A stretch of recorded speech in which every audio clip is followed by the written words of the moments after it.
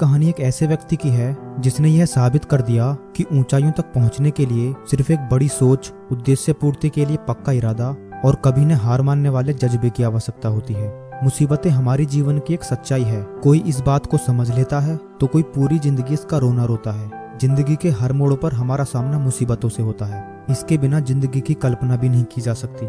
आज की हमारी कहानी एक ऐसे शख्स के बारे में है जिसके पास बचपन में दोस्तों के द्वारा दिए गए मुंबई जाकर काम ढूंढने के सुझाव के अलावा कुछ नहीं था। जेब में बिना फूटी कौड़ी के खाली पेट रहना और मुंबई के दादर स्टेशन पर सोने से ज्यादा तकलीफदेह अपनी पिता और भाई के कुछ दिन पहले हुए मौत के सदमे से बाहर आना था। ऐसी परिस्थितियों के बाद भी आज सुदीप दत्ता ने जो सफलता हासिल की है वो आज के युवाओं के लिए सच में बहुत प्रेरणा स्रोत है, जो परिस्थितियों को दोष देकर हार मानकर बैठ जाते हैं। पश्चिम बंगाल के दुर्गापुर से संबंध रखने वाले इस बच्चे के पिता आर्मी में थे। 1971 की जंग में गोलियां लगने के बाद वो अपाहिज हो गए थे और ऐसी स्थिति में बड़ा भाई ही परिवार के लिए एक उम्मीद की किरण था। लेकिन आर्थिक तंगी के चलते परिवार बड़े भाई का इलाज न करवा सका और उसकी मृत्यु हो गई और उनके पिता भी अपने बड़े बेटे की मौत के सदमे में चल बसे। उसकी माँ उस बच्चे के लिए भावनात्मक सहारा जरूर थी, लेकिन उसके ऊपर 4 भाई बहनों की जितनी एक बड़ी जिम्मेदारी भी थी। अपने परिवार की जिम्मेदारी अब उसके ऊपर थी।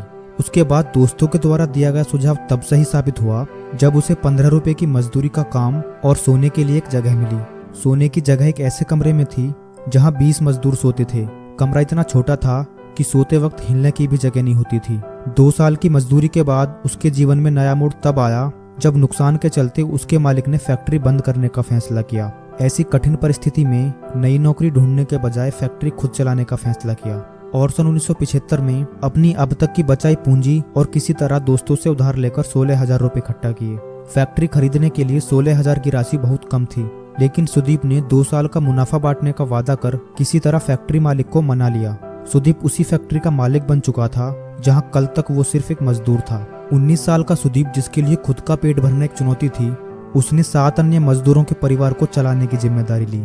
एल्यूमिनियम पैकेजिंग इंडस्ट्री उस समय अपने बुरे दौर से गुजर रही थी।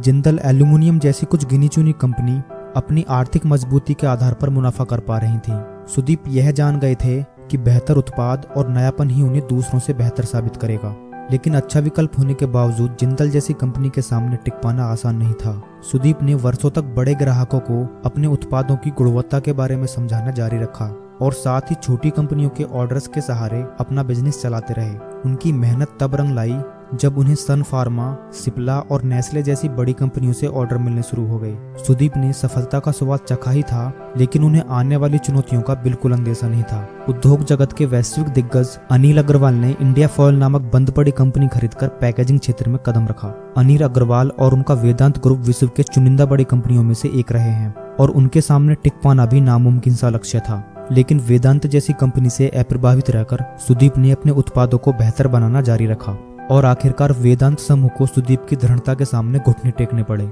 और इंडिया फॉयल कंपनी को सुदीप को ही बेचना पड़ा। इस डील के बाद वेदांत समूह पैकेजिंग इंडस्ट्री से हमेशा के लिए विदा हो गई। इस उपलब्धि के बाद सुदीप ने अपनी कंपनी को तेजी से आगे बढ़ाया और फार्मा कंपनियों के बीच अपनी एक पहचान बनाई। सन 1998 से 2000 तक उन्होंने 20 प्रोडक्शन यूनिट स्थापित कर दिए थे। आज सुदीप की कंपनी एसडी एल्यूमिनियम अपने क्षेत्र की नंबर 1 कंपनी है और साथ ही बॉम्बे स्टॉक एक्सचेंज और नेशनल स्टॉक एक्सचेंज की सूची में भी शामिल है। अपनी अभिनव सोच के कारण उन्हें पैकेजिंग इंडस्ट्री का नारायण मूर्ति भी कहा जाता है। आज सुदीप की कंपनी एसडी एल्यूमिनियम का मार्केट कैंप 1600 करोड़ रुपए से भी ज्यादा का है। जीवन में बहुत कुछ हासिल करने के बाद भी सुदीप अपनी पृष्ठभूमि से जुड़े हैं। उनकी फैक्ट्री के सारे मजदूर आज भी उन्हें दादा कहकर बुलाते हैं। उन्होंने गरीब और जरूरतमंदों की सहायता के लिए सुदीप दत्ता फाउंडेशन की स्थापना की, जो ग्रामीण क्षेत्र के बेरोजगार युवाओं के लिए समय समय पर नए नए अवसर प्रदान करता है। दोस्तों, अक्सर देखा जाता है कि हम लोग अपने दुखों के लिए हमेशा आंसू बहाते रहते हैं और अपने अभावों को ही नसीब मानकर पूरा जीवन गुजार देते हैं। लेकिन कुछ लोग ऐसे भी हैं जो हालातों को अपना नसीब नहीं बनाते, बल्कि अपना नसीब खुद लिखते हैं।